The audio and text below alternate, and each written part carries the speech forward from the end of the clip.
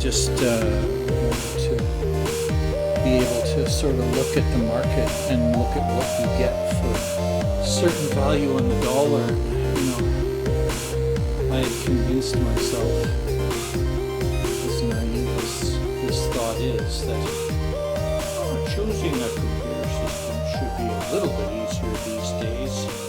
Really only comparing CPU models and GPU models and how much RAM you want to include in the system, because pretty much everything else is standard, except for what your storage wants are, because some systems only come with SSD or M2 chip SSD with or without an additional hard drive to sort of what's the word?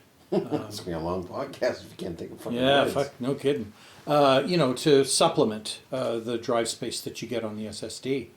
And I'm looking at what Memory Express sells, and I'm looking at what Best Buy's selling, and I'm looking at various brand name systems, and I'm looking at some of the packages that they've thrown together, and I'm going, that actually seems like an okay deal.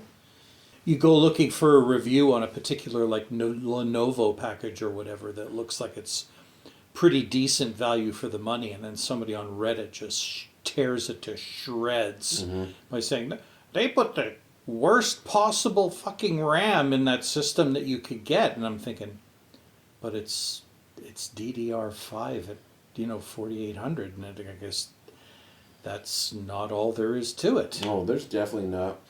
But the moment you start Christ. getting...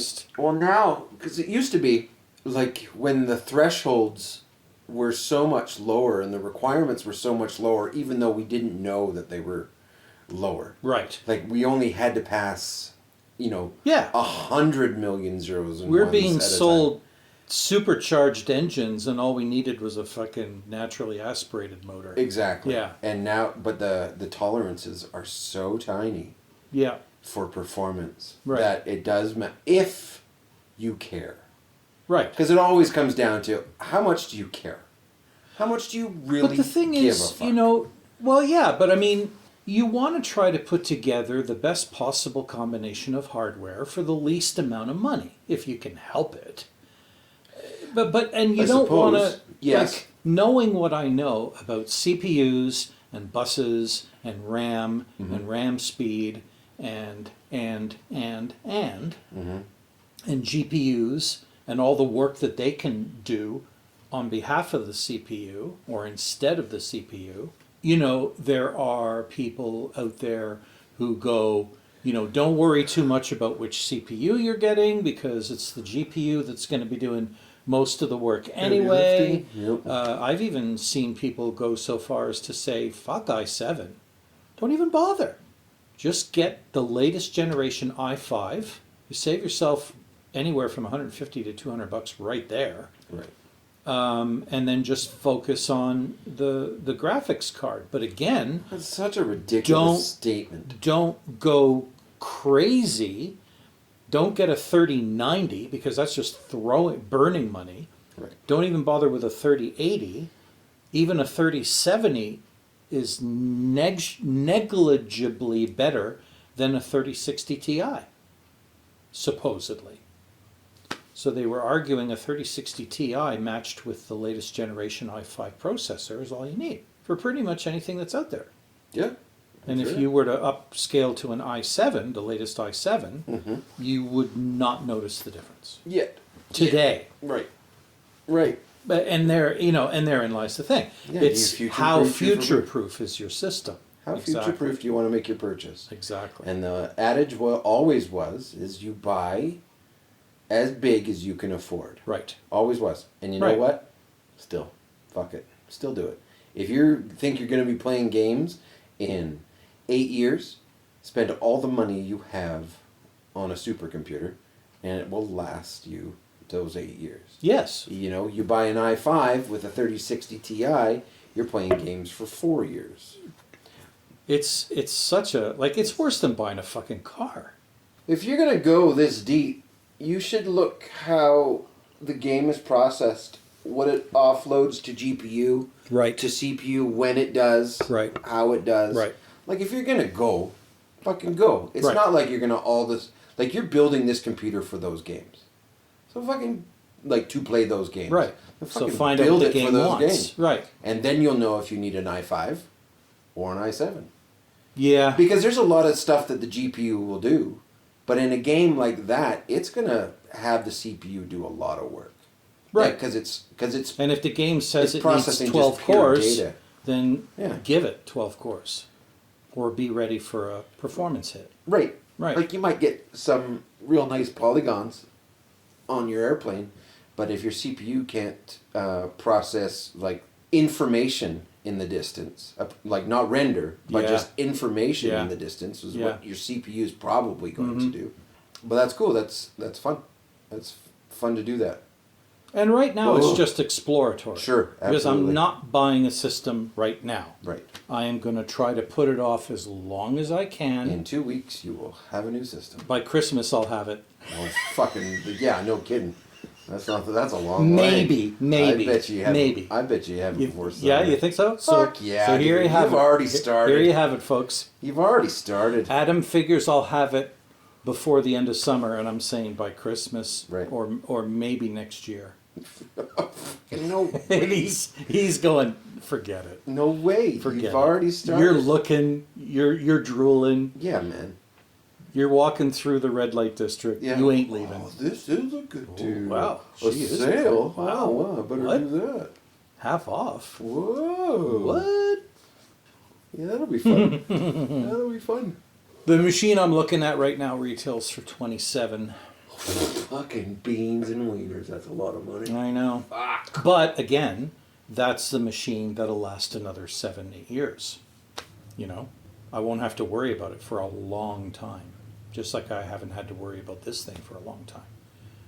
Like my wife even said, what are you doing with the old machine when you finally get around to buying the new one? She goes, can I have it? And I go, yeah, you can, but your desk is only so big. That thing is a monster. And she's like, it's okay. All right. We'll see. When I slam that thing up there on the edge of your desk, you're going to go, holy Jesus. Right. Fucking thing's huge. Yep. We're at episode 27, man. Episode 27. And Adam said last week, or last time, that he was going to be editing this one. I won't be. What? Changed your mind? It was a passing fancy. Oh, okay. Well, I just... Because I was really looking forward to seeing how your edit would turn I out. want to, like I said when we were talking about the topic for this one, that I've just been enthralled in a book series, so there's been Right. nothing. I have ideas on what I want to do with edits, Yeah, but it requires quite a bit of work. right. But I'm not, Just don't have time for that shit. I just don't want to Nobody do got it. time for that shit. That's right. Yeah, I do, though, apparently. you do. Fucking shopping for computers and I'm not editing playing until your next weekend. video games and... This episode's going to be late. Yeah. Late as in Like Sunday. Sunday. Maybe. Yeah, exactly. No, I'd like to. I have ideas. I have a number of ideas. That's probably the part of the problem. I had a lot of things I'd like to try. By the way, in case you forgot what this podcast is called, or you're just joining us for the first time, we... No, you know what? No, I don't don't be know surprised if that's actually what's happening, because a lot of people, when they try a podcast out for the first time, if they're smart and they know anything at all about podcasts, they never start with episode 1. Because episode 1, 2, 3, 5 are always kind of shaky. Everybody's still getting a feel for stuff. They're getting into the groove. They're figuring shit out. Right. So new listeners are probably listening to. That isn't what I was laughing at. Oh, okay. I was laughing at new listeners. Oh, Yeah. right. No, I don't anticipate No any. such thing? No? I wouldn't think so. Oh, okay. I don't think we have a very big market reach. Don't have friends telling more friends? No. No. I don't. I don't Well, have there's a that. challenge if I ever heard one. Anyway, welcome to episode 27 of...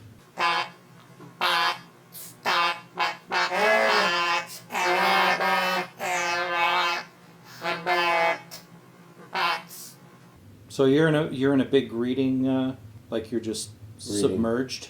Yeah. I'm in a new book already, but I don't know. My story will be shorter, so should I go first? If you want to. Okay, I'd like to. Okay. I'm just gonna reading. look over here. I'm just gonna look over here. I am reading. I am reading a new. It's a series by Mary Robinette Kowal, and it's this book that I'm reading right now is called The Calculating Stars, a lady astronaut book. There's 3 or 4 in the series. It's obviously fiction. Lady astronaut. Give me Yeah, a yeah, break. no, and not only that, it's alternative history. Broads. It's alternative history fiction Uh-huh. set in the 50s, Whoa. and the premise is another one that intrigued me, which is why I wanted to give at least the first book a shot, Mm-hmm. because it supposes that in 1952 a giant fucking meteorite slams into the east coast of the U.S. Okay. and creates a mass extinction probability, Mm-hmm. because it crashed into the ocean just off the coast Sure. and threw up so much water into the atmosphere that, yes, the dust created a nuclear winter for a couple of years, Mm-hmm. but it didn't last anywhere near as long as they thought it would, and they finally came to the realization that all that extra water in the atmosphere was going to create a runaway greenhouse effect, to the point that at some point Earth would no longer be habitable. Okay. So they knew that the only way to solve the problem was to get our ass off Earth. And this was in a time period preceding when we actually found a way to leave Earth.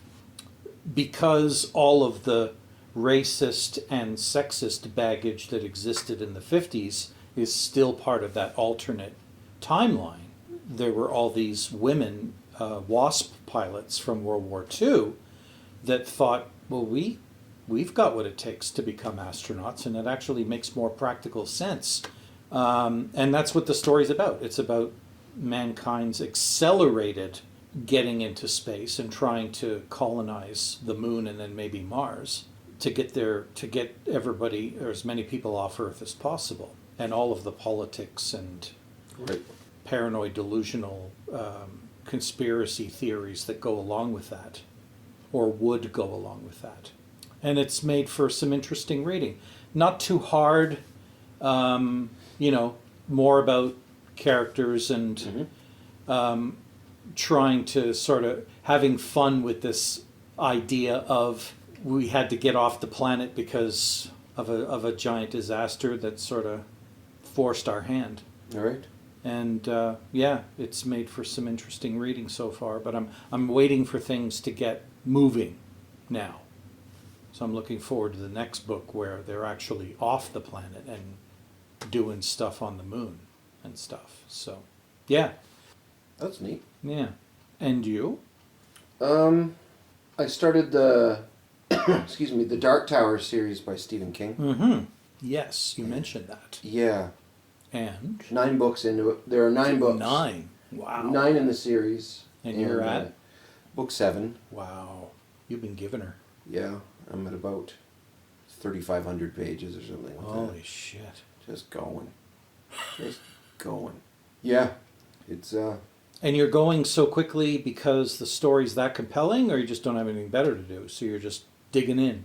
tomato potato. Right. Yeah, it's Bit of good. both. Like Yeah. I enjoy it for Yeah. sure. Yeah. Yeah, I enjoy it. It's fun. I like how a lot of series are written where one ends and then the second book starts up and it takes 2 chapters to get going again. Right. And recaps or shit like that. Right. But every one of these books is like hits the ground running. Right. It's like cool. And you so love it's that. one. Well, now Yeah. it's one book. Right. It's basically one book. Separated into 9 volumes. Yeah. Yeah. Yeah. Interesting. Yeah. Now, I know very little about the Dark Tower story arc and major character plots. How well could you summarize what the Dark Tower series is about? There's a great evil character in it. Am I mistaken? There is. Yeah. So how it really works Yeah. is basically, I'm not going to say all, but the majority of Stephen King's books take place in this universe. Oh. And they tie in, Some way or another. yeah, some deeply, some not so much. So there's references in the Dark Tower to his other stories. Oh, yeah. Yeah. Yeah. And vice versa. He does it all the time with his other books. Is that right, eh? Yeah. Yeah. And sometimes it just comes across as he's sucking his own dick. Right. Right. He's Yeah, like, yeah. This book was really good. Right? Like, shit like that. But anyway, yeah, so it's about this, I don't even know if you want to call it a character, but this entity known as the Crimson King, which is Right. one bad dude. Yeah. The bad dude Yeah. of all bad dudes. Uh-huh. And what the Dark Tower is about is the Dark Tower is a thing that maintains the universe. Okay. And the Dark Tower series is that there's something wrong. And if it goes really wrong, all of existence is over, and the Crimson King can rise to then rule eternity. And we don't want that. Right. Nobody wants that. Right. So, yeah, the story is about the journey towards the Dark Tower. Mm-hmm. And I hate spoilers so much. So By a singular character? Nope. Okay. It's a party. And does everybody kind of have their own agenda? Nope. Okay. Nope. They have their own. They are their own characters. Right. Like after 6 books, like these are fleshed out characters because there's only 5 of them, Mm-hmm. and they pretty much stick together. And they're all trying to save the universe, so to speak. Yeah. Yeah. As they discover that's what's happening. Yeah. Right. Yeah. So at first they don't even realize there's a problem. They discover it along the journey. Yeah. Yeah. Yeah. One always Wow. knows. One always knew, Right. and then other ones are dragged in. Huh. Like it's pretty wild. It's pretty wild. And the first few books are because they were written really oddly, in the sense that the first book was written and you could tell that he was like, I don't know. And when he got to the end, you're like, yeah. Oh, You he could didn't tell. realize he was writing a whole series. I don't know. while he I don't wrote the actually first know, book. but how That's what it how seems it like. reads, it's Yeah. just like, yeah, I don't know. Huh. Yeah. And it's very different than the other ones. Like, it takes a big turn, like, okay, fine. Right? And then he keeps going. Mm-hmm. And, but they were written with like 6 years in between them Mm-hmm. until book 5. Yeah, until book 5, when he got hit by a bus. Yeah, I seem to remember this. Yeah, and it almost killed him. Right. So then he wrote He was like, 3 oh, books. fuck, I better and like, finish this. No, I think it was just because I have the time. Oh, right. Okay. And there's a lot of inspiration from his accident in it. There's a lot of Oh, his really? own mortality in it. Huh. And you could see the change Yeah. in the writing and shit like that. Hmm. And yeah, it's a wild ride. Yeah, it's neat. But it's like one big long book, and that's what I like. Little adventures on each one, and by this point you're just all in with who these people are, what they've done. You know all about them. Neat. I don't even know why I started. I think just because I wanted a book to read, and I've been really enjoying Stephen King, so I was like, well, I'll try this one, and then I got to the end of the first one called The Gunslinger, because it's a fantasy western, fantasy horror western. Okay. Yeah, exactly. And that's what I did too. I was like, all right, that seems terrible. But it works. Mm-hmm. It works. Or it doesn't. Like, yeah, it's a good time. But it's intense. Because I can't stop. I say I'm on book 7, I think. I'm like, sitting in my truck outside. I think I have 20 pages left of book 6. You do all your reading during the day? No, I read at night, but I don't stay up late to read at night. Got it. Like, instead of watching TV, You'll read. the two of us read. Yeah. Oh, yeah, your wife reads too. Neat. What kind of stuff does she read? Oh, man. Yeah, she's Anything laughing and right everything? now. Yeah. She's laughing right now because it's disgusting. It's disgusting. Romance books. No, whatever. I'm not done. Whatever. I'm not done talking about Oh, okay. these romance books. Are I haven't read them because I've got respect for myself. But they seem to all are about sports, like Jocks. hockey players or Right. soccer players or Right. well, maybe not soccer, I don't know, but football. Athletes. Yeah. Yeah. Yeah. Fit men. Big Burly. hockey. Yeah. And I don't think my wife really likes hockey, but apparently she wants to fuck a hockey player. Vicariously, anyway. Vicariously through a book. Yeah. And, yeah. So, whatever. Yeah. Whatever floats your boat. Well, Right? yeah, her boat's floating. You don't have to read it. Thank goodness. Nope, but if there was a particularly nasty one, I'd read it for sure. Darlene is into, she's fascinated by royalty Oh, yeah. of any kind. Okay. Not just British royalty. But British royalty will do. Mm-hmm. She knows a lot about royal history. Mm-hmm. And she also likes books about like crime mysteries. Real ones or? Either or. Mm-hmm. Either or.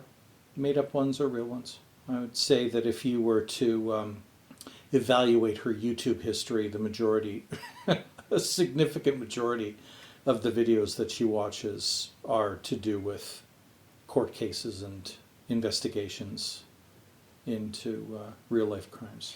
That She's fascinated. seems to by be that a stuff. phenomenon for women right now. Yeah. It's like a thing. Yeah, yeah. And not But she's exclusively always been women, into that. but like the biggest watch shows on Netflix are all true crime. Mm-hmm. And Yeah. it's wild. I know.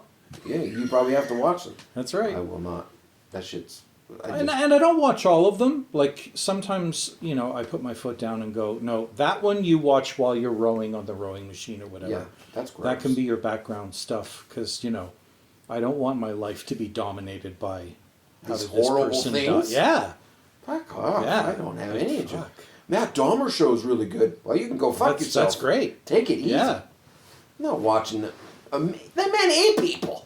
I know. I don't need to watch a show about it. Like, he really ate people. Not just Having make said that, though, Hannibal, yeah, but he didn't exist. I know. He made that shit Right, up. exactly. That's okay. And it was a great show. Like, the characters were intriguing Oh, yeah, I never beyond saw the... How, what's that? I never saw it. You never saw it? No. It was really well done. Really well done. The guy is so... The actor that plays Hannibal in the modern TV series is a real sophisticated guy. Like, the movie... what's his name? Hopkins. Hopkins sort of alludes to, the kind of person that he is and how classy Like he a is and super sophisticated genius? he is. Yeah. He's got nothing on the guy that plays the character in the TV series. And he's so good at what he does. And he's so good at just finding a way to make it fit into everything that's happening on a day-to-day basis that you actually start rooting for the guy. Right. When some asshole wanders into his sphere of influence, you're just going, come on, eat this guy, come on, you can do it. And you're just kind of like, and you're thinking to yourself like, what am I doing here? What's wrong with me? What I is want this wrong guy with to me? eat I'm this cheering for a cannibal, for fuck's sake, a murdering cannibal. But yeah, it's just how good the story is and how powerful and charismatic the character is. And how broken we are Yeah, as a society. sure. Yeah. Sure. Let's go, cannibals. Anywho, I watched. There's this guy in the UK. He's a virologist, and he's been revealing actual expert studies as they are published in the realm of COVID and things This to guy. do with Yeah, COVID. you've talked about this dude before. Yeah. Yep. Well, the latest thing that he put online last night kind of made me go, what? Because he basically started out going, okay, so first of all, I'm sorry. I'm going to preface what I'm about to say with I'm sorry, because the studies have finally been analyzed and reanalyzed and double-checked and triple-checked. There is no evidence, it turns out, whatsoever that masks stop you from catching anything. H1N1, flu, SARS, COVID, you name it, you're still going to get it.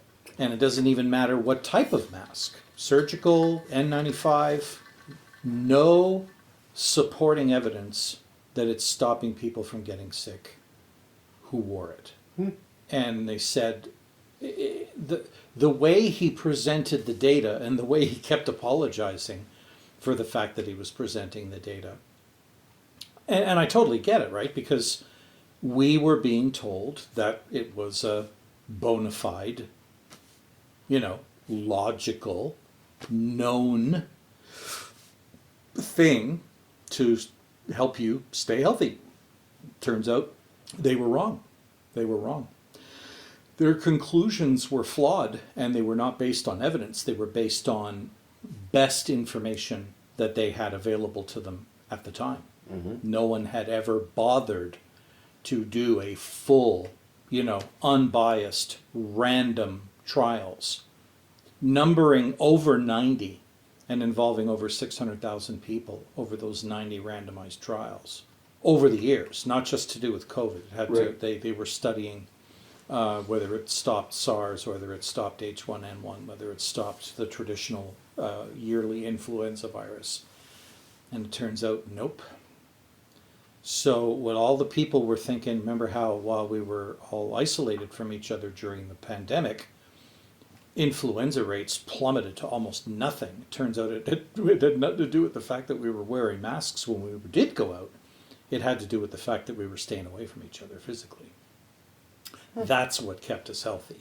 And now we're at the point in the endemic, because it's not a pandemic anymore, where the vaccine can help keep your immune system alert to COVID variants, but none of the vaccines will actually stop you at this point from catching the current and about to be new variants that are going to eventually supplant the current variants. Right.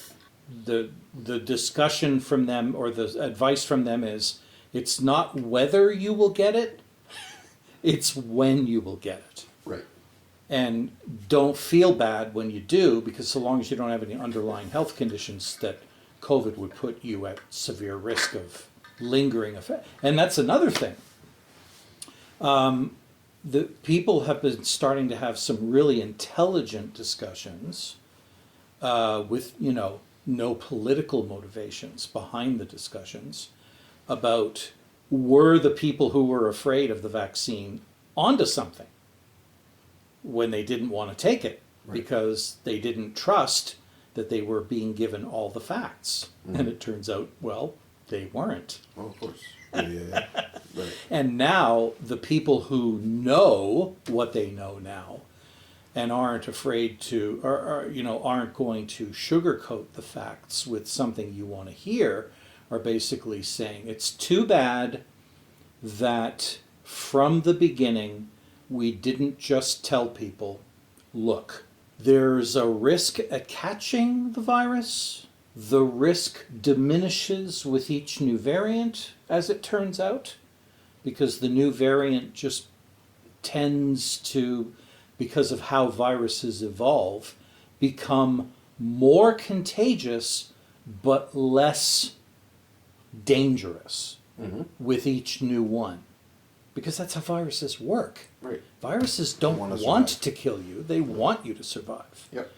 The only people that are dying from it are the people who, were going to be dying from something respiratory related or something that does what that virus does to our systems. Because the long COVID, they're still trying to figure out what the deal is on long COVID because of all the different weird ass symptoms that it's doing to people. Right.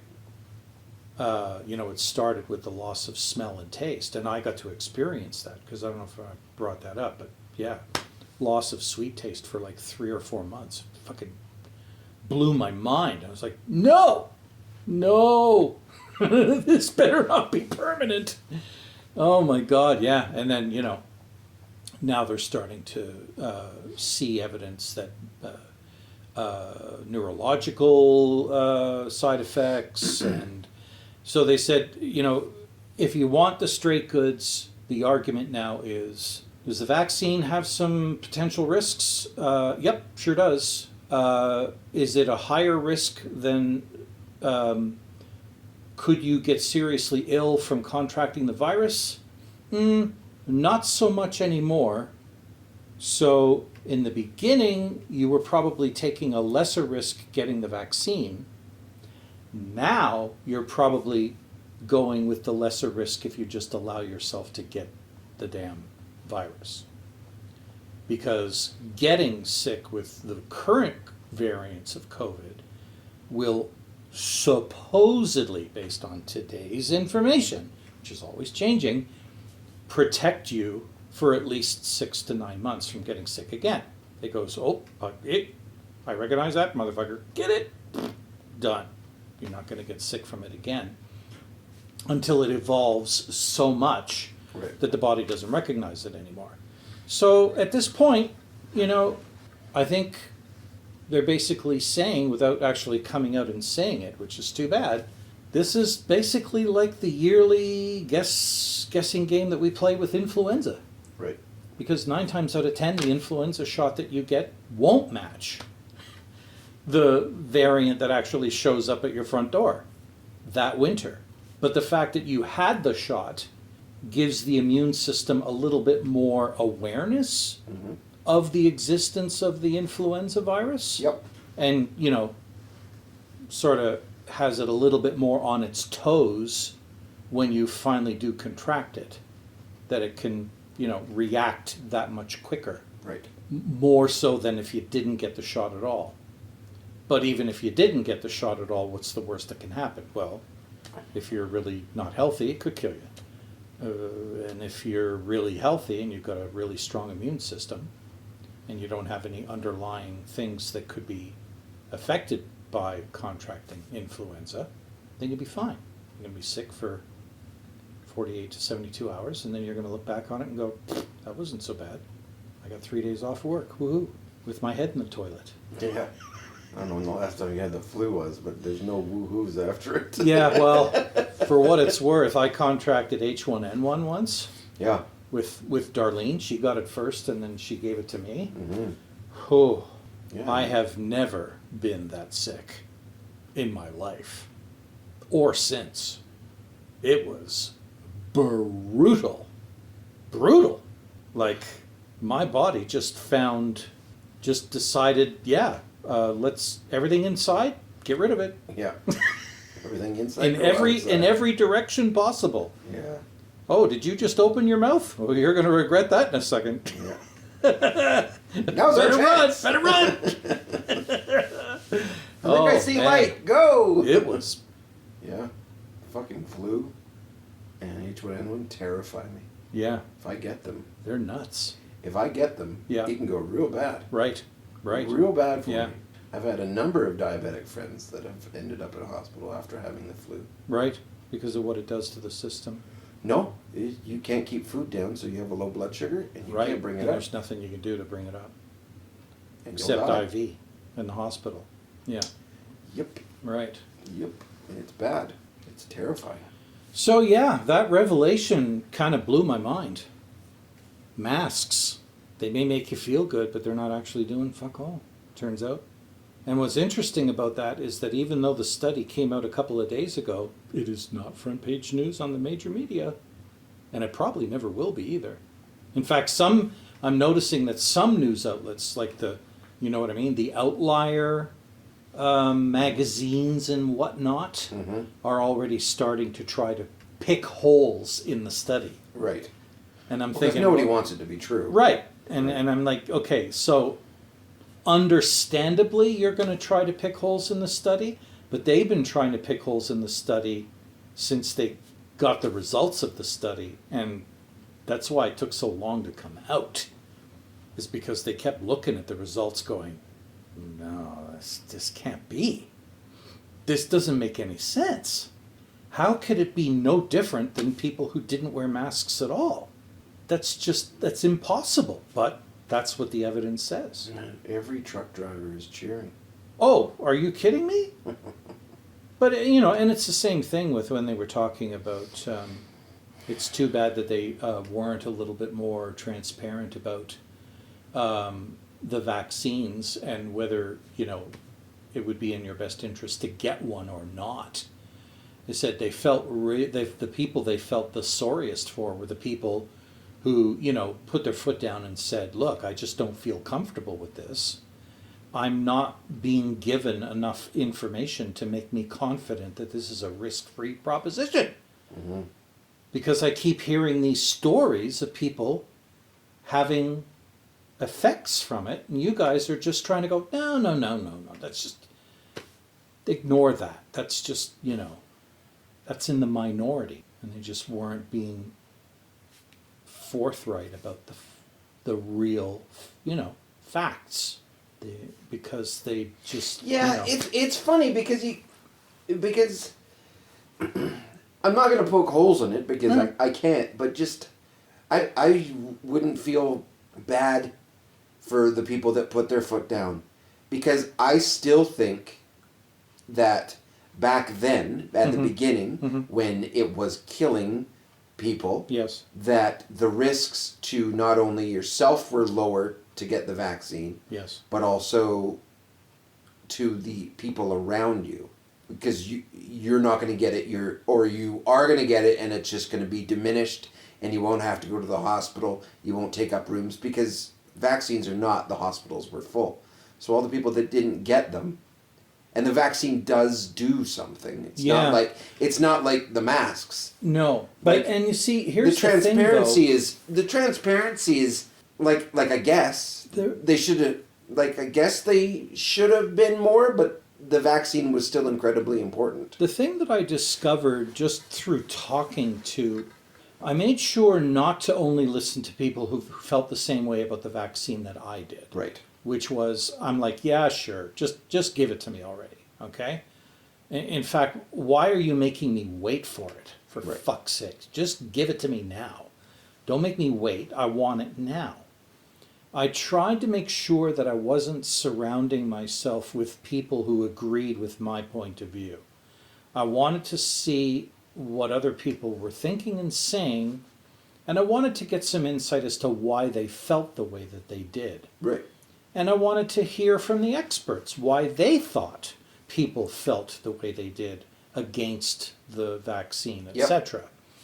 And it turns out that there was this, and it still kind of exists, although it seems to have sort of subsided somewhat, at least in the topic of COVID.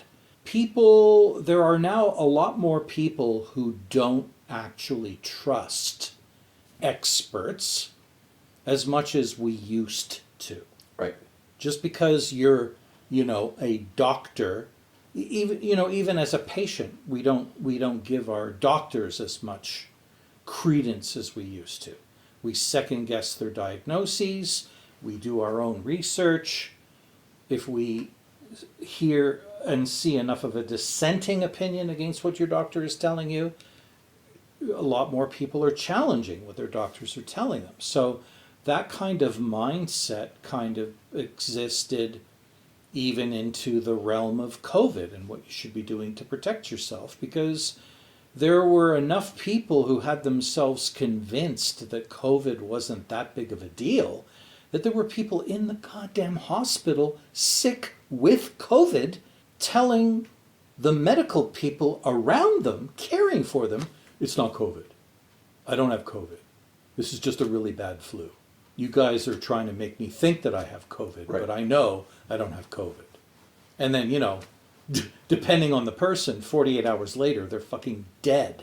Or they've got long COVID and, suffering for many, many months with a symptom that they wouldn't have necessarily had to endure had they not got sick, which maybe would have happened had they just taken the goddamn vaccine in the first place. Or they left the hospital and went and told on their family that they were right and it wasn't that big of a Right. deal. Yes. Oh yeah, exactly. Right, That's even that makes it even worse, because then it's like, they all thought I had COVID and it was going to kill me. Well, here I am. Yeah, exactly. So, and considering the fact that human beings are masters at finding a way to make evidence that would seem to contradict their belief, their reality, find a way to twist it and massage it to make it fit their reality and their belief. It's mind-boggling. Mm-hmm. It's mind-boggling. And during the whole thing, it fascinated me to hear and see what people were saying and had themselves convinced of. But at the same time, knowing full well that you can't know whether or not X is going to solve the problem or Y is going to solve the problem. Because there were a lot of people even that were saying, you know what, don't worry too much about the vaccine, because the worst that could happen is more people will get sick sooner and will build herd immunity, like what happened in Europe, where, I think it was Sweden that decided, yeah, fuck it. Do you don't want the vaccine? Fucking okay by us. Just, be smart. Try to maintain physical distance. And if a bunch more of us get sick soon, great, because we'll have a country full of people that are immune to the virus, and that'll prevent it from spreading anymore. And if it can't spread, it can't evolve. And if it can't evolve, it dies. And of course, the only thing that they weren't considering with that strategy is the effect of other people coming to Sweden and people from Sweden going to other parts of the world and going back again would have on that strategy, which is it kind of fucked it up. That's a horrible strategy. Yeah. It did build herd immunity. Great. And it did keep numbers down for a while. Yeah, until Sven until came it didn't. back from Washington. Exactly. And now the whole Same thing country's would happen fucked. with New Zealand. Yep. New Zealand kept it in check by preventing anybody from visiting there. Mm-hmm. And then they didn't. And then it all went to shit. So when it comes right down to it, it was the physical distancing that kept us all from fucking I always had my suspicions about dying the masks. from it. And mostly it was because of my facial hair. And I was like, I'm wearing this mask. And it's not doing... right, yeah. And it's not not sealing doing your... anything. No. Even if it was saving people's lives, it's not. It's just not. So... No. I think, the masks, made people act safer, Yes. right? Like there was a... And to a there was point, a probably placebo effect. feel safer. Absolutely. Well, Yeah. huge. Yeah. Yeah, but there was a placebo effect, and what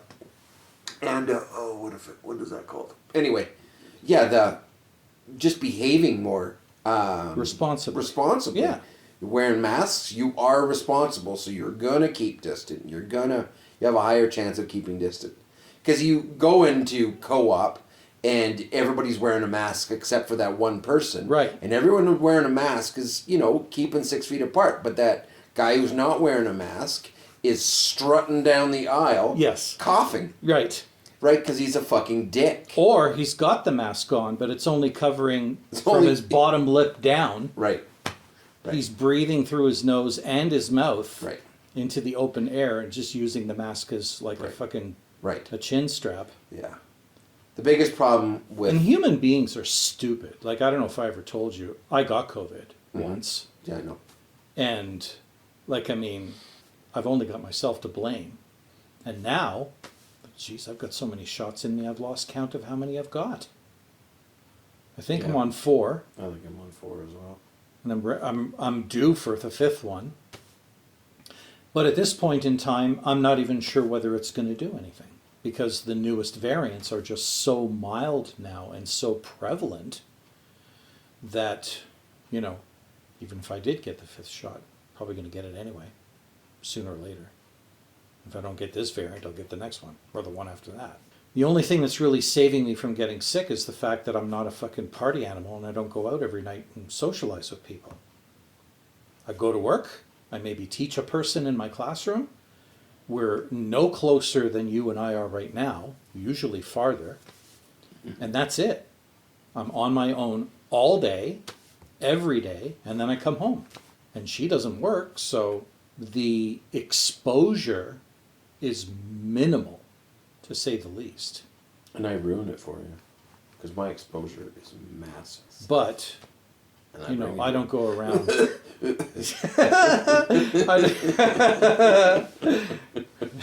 We don't share glassware or utensils. No, but I breathe a lot of air. Yeah, you do.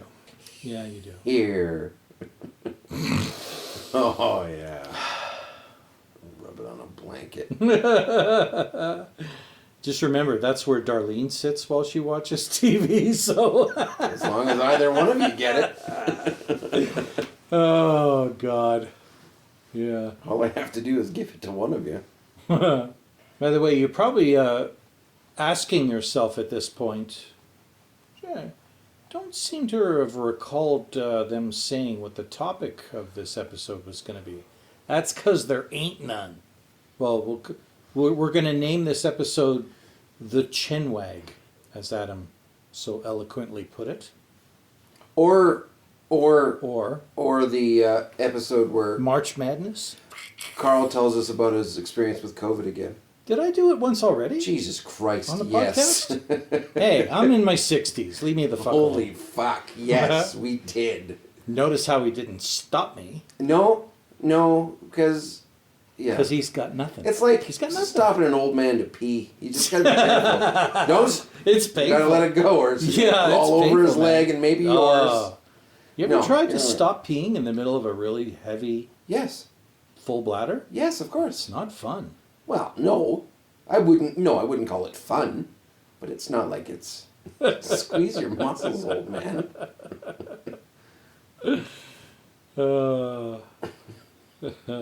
No, we can go lower than this. We're not done yet. That's pretty low. I guess we do butthole stuff. We could. Hey, Karl, do you want to do butt stuff with me? Not so really. I've been going... scratching my hair. Okay. I went to... Because I sit around all the time, as what I do good at it. I got one of my ribs, the last rib on the right side, is sort of out of place. I am so happy that he said rib, because I thought he was going somewhere else, considering what we just got finished talking about Well, I could tell 30 seconds ago. But carry on. if you want me to. Ribs, yep. Ribs, baby back rib. I have a rib out and it hurts to breathe, to move, to talk, to dance, all the things. And it lasted for a long time. I've had it before and then it went away, blah, blah, blah. But this one was persistent. And one of the dads at my daughter's preschool, I knew was a chiropractor. And I was just fed up. And I'm like, fix this. I went to a massage therapist and she actually exacerbated the problem. And I was like, oh, okay.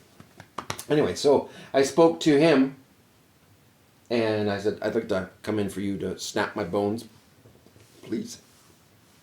And he's like, yeah, I'd love you to come in. But I got to tell you, I do things a little bit differently. And I'm like, okay, well, this is promising. Good. I do things a little different. Awesome. It's like talking to a girl. I'm not like other girls. Yeah. Okay. Yeah. He is a chiropractor, but he studies a form of chiropractic called, I think it's called NUCA. It's an acronym, I think.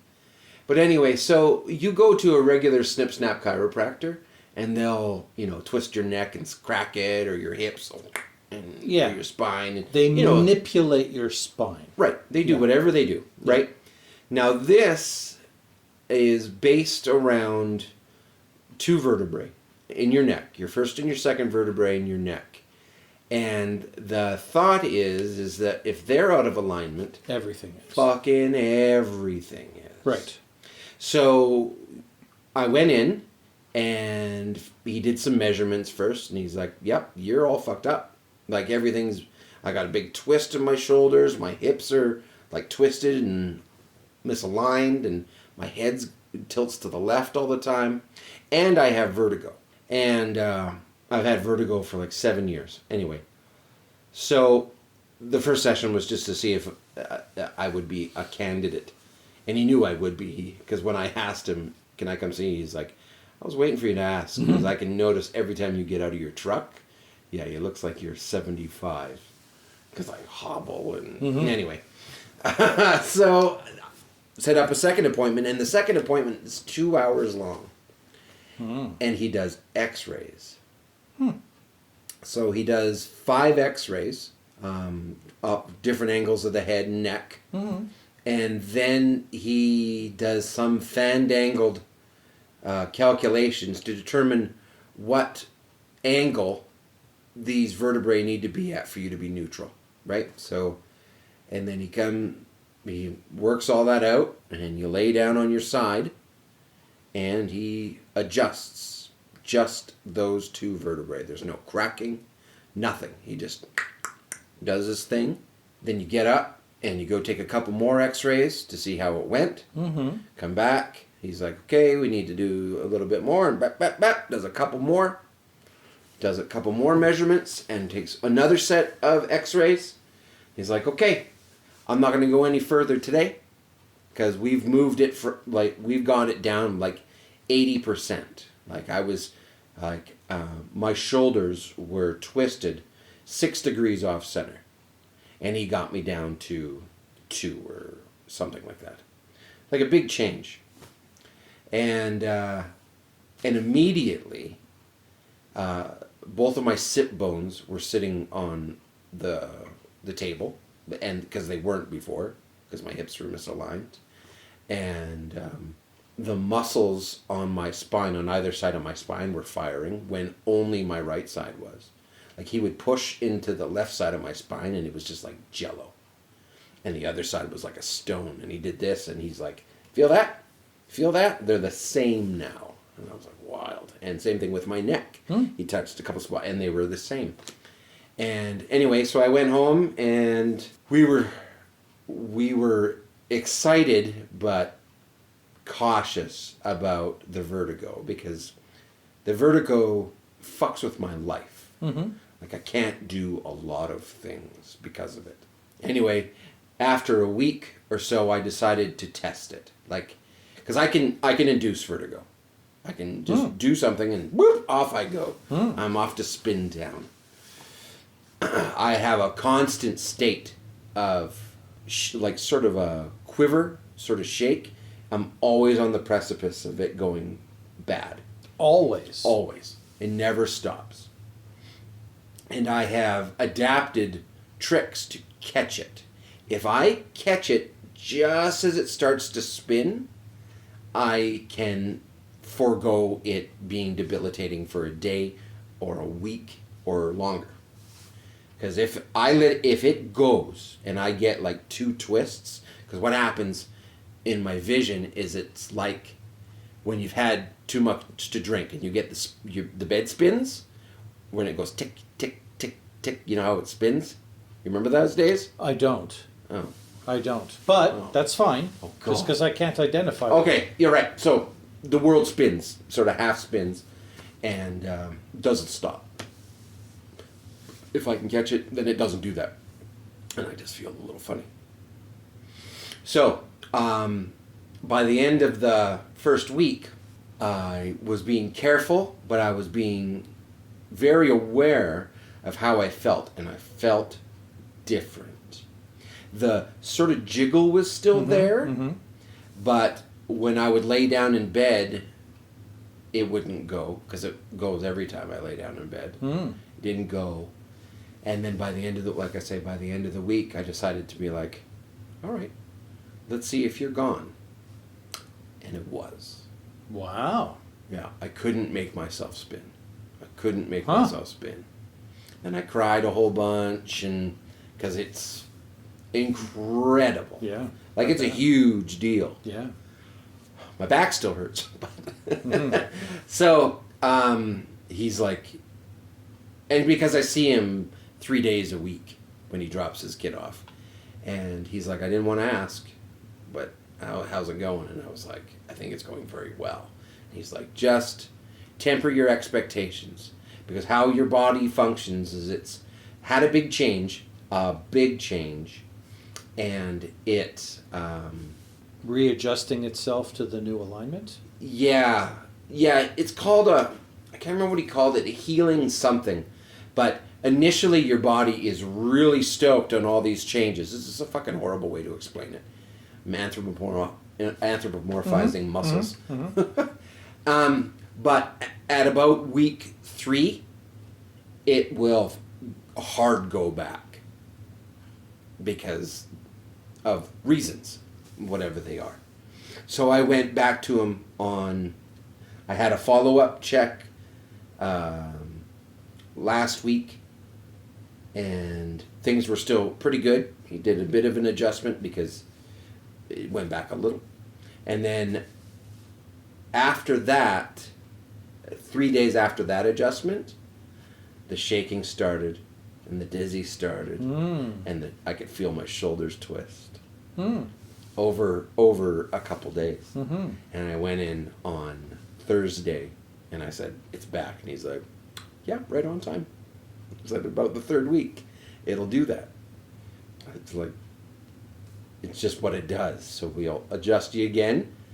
And so he adjusted me again, and it is less, it's less, but it's still there. Like that would be over. I'd be done if I did that. It's still, it's like, when I do that, my vision starts to go like this, like it's ready to go. And sometimes it'll stop, but this is just a little jiggle. Yeah, that's... So I've never had vertigo before. Is it like the dizziness that you get after you've been spinning and spinning and spinning around and then you stop? Yeah. And that feeling never subsides. It just continues. Until it subsides. Yeah. Yeah. But it takes a long time. It can. Right. Because like I say, I've had it for 7 years, so at the very beginning, when it first happened to me, I didn't go to work for 6 weeks. Jeez. I couldn't, because it didn't stop for 4 weeks. Holy crap. Just didn't stop spinning for 4 weeks. It was Jesus. the worst experience of my life. And there's no treatment for that. There is. So The treatment's probably worse than the problem. Well, there are 2 kinds of vertigo generally.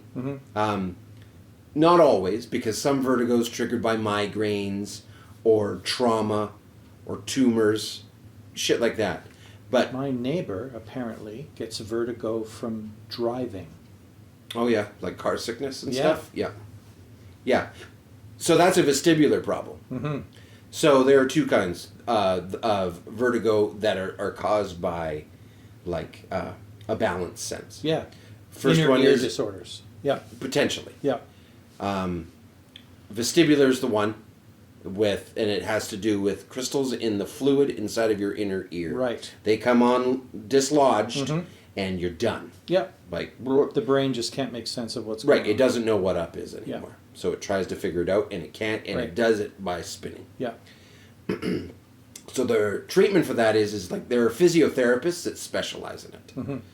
And they have a thing called an Epley maneuver, which is it's an incredible thing. It's very specific movements you do to get the crystals to slosh back into the channel that it's supposed to go. And it fucking works every time for people who have a crystal vestibular problem. Right. So when I first started to go, or when I first had it, I went to go see a physiotherapist, and we did all these exercises, and he's like, yeah, you got it, and we're going to do the Epley maneuver.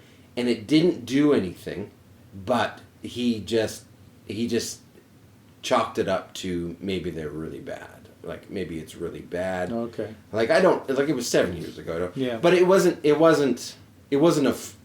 flippant disregard. It was just like, okay, we'll do it again in a week.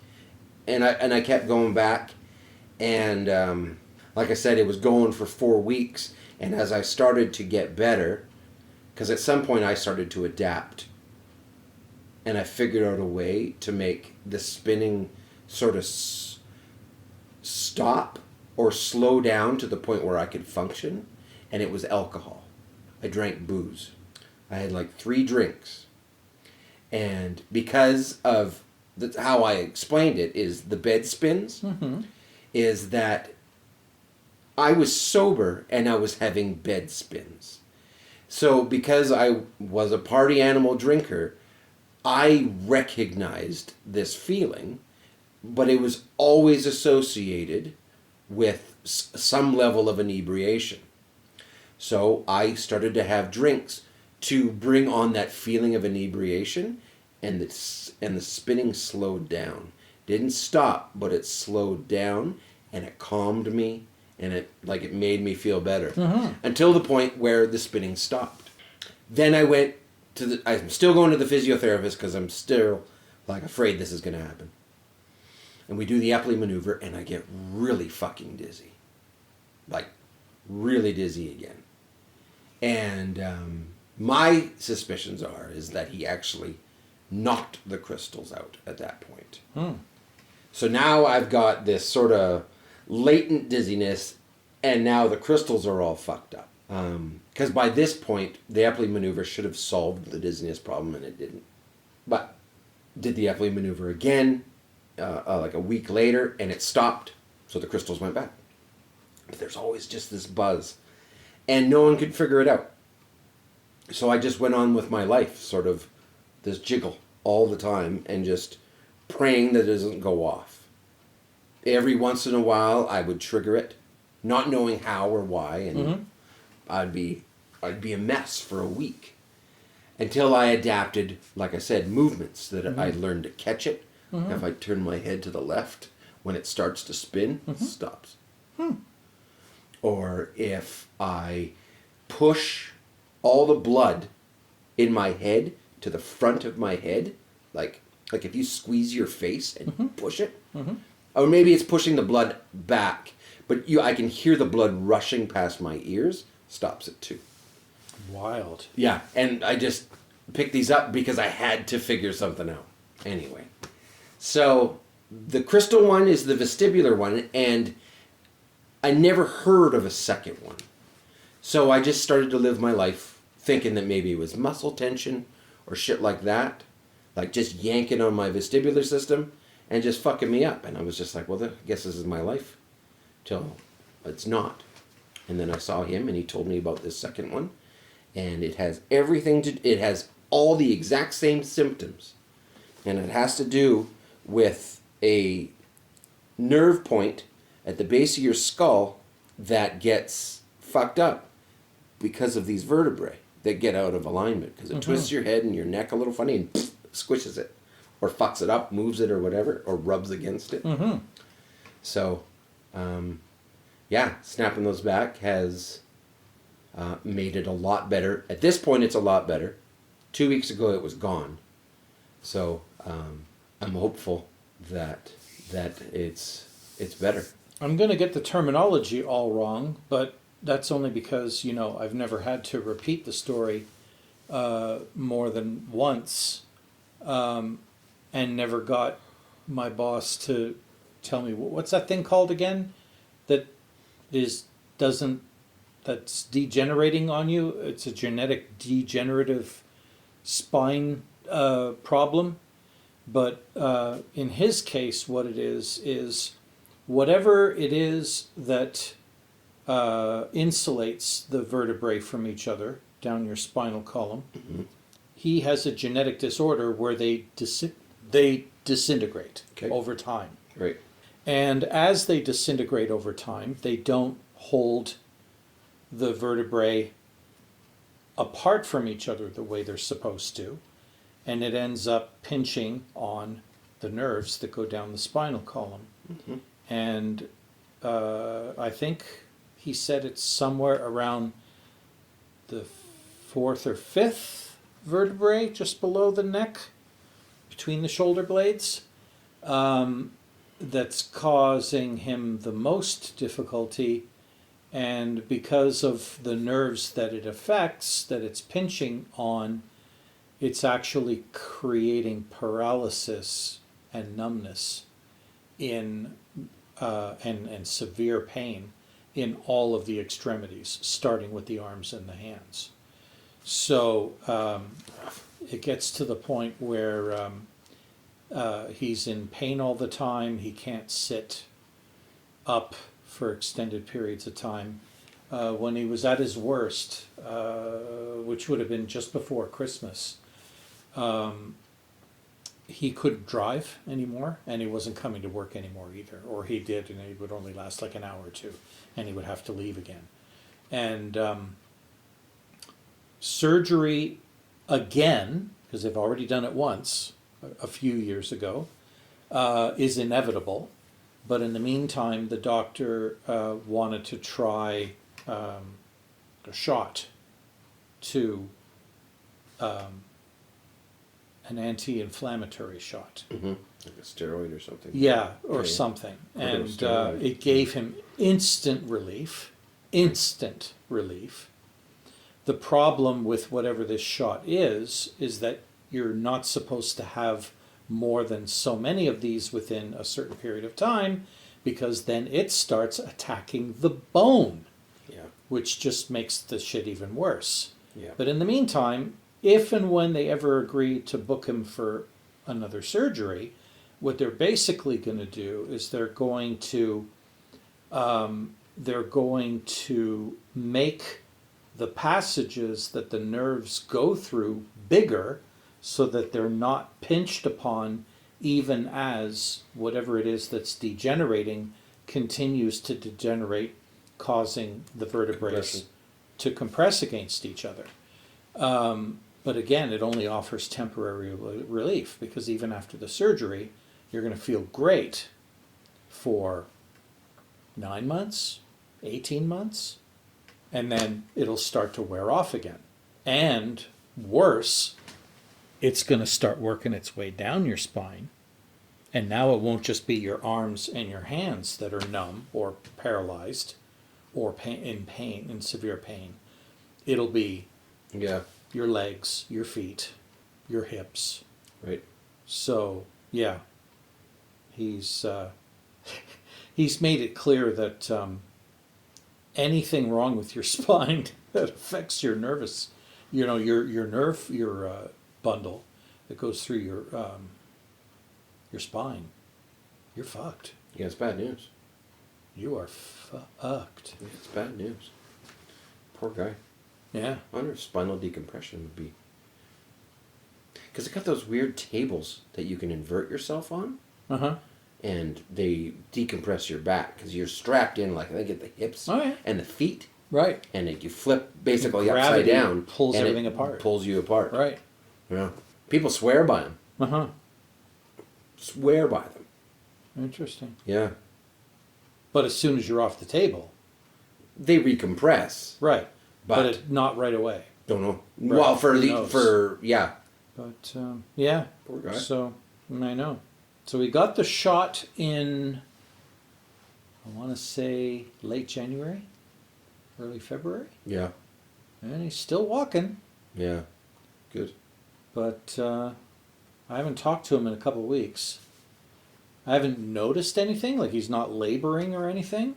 He doesn't move around like he's stiff or stiffer. So I'll have to talk to him the next time that I see him and see whether it's degenerating, whether the reoccurrence of the stiffness and the pain is accelerating again, or whether it's just coming on really slowly. But and unfortunately, his surgeon is retiring, so he's afraid that by the time he's ready to go and saying, okay, like, that's it, let's do it, his surgeon will be like, yeah, no, I'm not doing it anymore. This is my last month. I'm not doing it. Oh, and there's a risk of paralysis every time you go under the knife for this. Of course, diddling the spine. Yeah. Yeah. Yeah. 25% risk. Yeah, that's a lot. Yeah. 1 in 4 usually suffer paralysis as a result of the surgery. So he's kind of freaking. But his surgeon is the only one in Alberta that has never had a paralysis event from the surgery. Mm. So that's why he wants the guy to just fucking do it, get it over with. Right. Rather than have to be passed on to some other schmo who maybe paralyzes his patients 2 times out of 4. You know, like, oh, sorry. Sorry, a little stabby Sorry, there, dude. doctor. Sorry, dude. I have good news and not so good news. The good news is you're not going to be feeling it for quite a while. The bad news is you're not going to be feeling fuck all for quite a while. And by quite a while, I mean forever. Ever. Enjoy your new wheelchair. Enjoy with a straw. your new life, lacking in pain and also pretty much anything else. feeling. Yeah. Yeah. And on that note, I got this really cool rash that I have no fucking idea what it is. It's from deodorant. You think so? Well, if it's there, yeah, it's absolutely what it is. Go to a natural one. I got them too. But it just came out of nowhere. Mm-hmm. Mm-hmm. And it's not like I changed brands or nothing. Yeah. I thought it was just dryness. I thought it was maybe the soap I was using, because I was using like the purest fucking raw soap that you can buy, the square shit. No, but I understand what you're saying. It's like soap. It's not not like fucking soap. soap with lotions and additives and moisturizers added to it. It's Right. Soap. It's soap. It's pure soap. Pure soap, that's soap. And I was thinking that maybe that was drying out my skin. Right. So I switched to, a more, Not soap. the kind that has, like Dove, Right. that has moisturizers and shit Dove mixed soap. in, so that you don't get dried out as much. Haven't noticed this change yet, but then it's only been a few days. I had the same problem, and I switched to like Tom's Yeah. deodorant, and Mhm. it was changed instantly. Like night and day. Instantly. Huh. And I used the same deodorant since I was fucking until a teacher phoned my mom and said that I smelled. The thing is, it's not where I apply it. It's in the area surrounding. Yeah, mine too. Where I It apply. was huge. It was a huge Really? circle. Oh, okay. Yeah. Huh. Well, because you do this. It Right, rubs everywhere. right. It doesn't And stay it where just you put spreads. it. Yeah. Sweaty, flabby bodies. Spreads. So thank you, everybody, for tuning in to episode 27. I hope you found it interesting as we shared all of our medical expertise and adventures. Adventures in vertigo and rashes. But I got a lot of butthole stories that I could tell next time. Stay tuned next episode when Adam talks about butt stuff. Oh, yeah. I wouldn't have added that part. What, the oh, yeah part? Yeah. Well, you gotta If you can't, yeah, exactly. I mean, if you Gussied up. can't seem like you're Listen, excited my about the topic butthole doesn't yourself, need any gussying why the up. fuck is anybody else going to tune in? Pretty And listen? marvelous. Unbelievable. Do do do do do do. You were listening to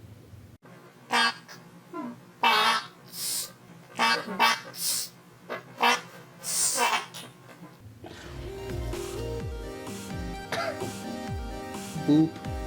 Bye. Well, That was something. That was something. yeah. I let you tell your COVID story again simply so I could at the end be like, fucking, why don't you tell your sharing COVID that story again. again, asshole? And you told it like the exact same way. Really? With, oh, man. Yeah. It was like a